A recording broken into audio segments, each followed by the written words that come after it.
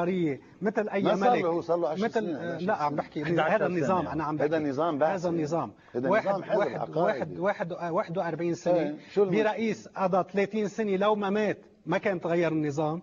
لك عمل عزة للعرب. ماشي هيك رايك. مش انا رايي يا حبيب لك عمل قلبي، عزة للعرب. انا برايي لك حافظ الاسد يا حبيب قلبي يا دكتور مصطفى. دكتور فايز، ما رح نوصل لنتيجه، ما رح نوصل لنتيجه. انا رايي اولا اتمنى هيك. عليك كنت يا ريت، بس انت بتسمعش. يا ريت تسمع الحديث اللي حكيه الرئيس الاسد. لا سمعته يا حبيبي. سمعته؟ نعم. شو سمعت؟ سمعته ولكن انا ما بصدقه. لمين؟ لا بشار الاسد. ما بتصدق بشار لا الاسد؟ ما بصدقه.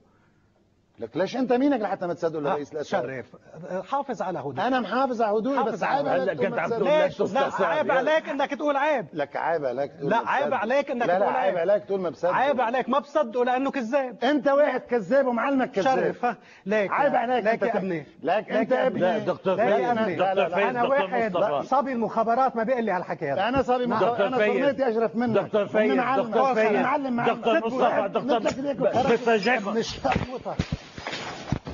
لا شباب شباب شباب شباب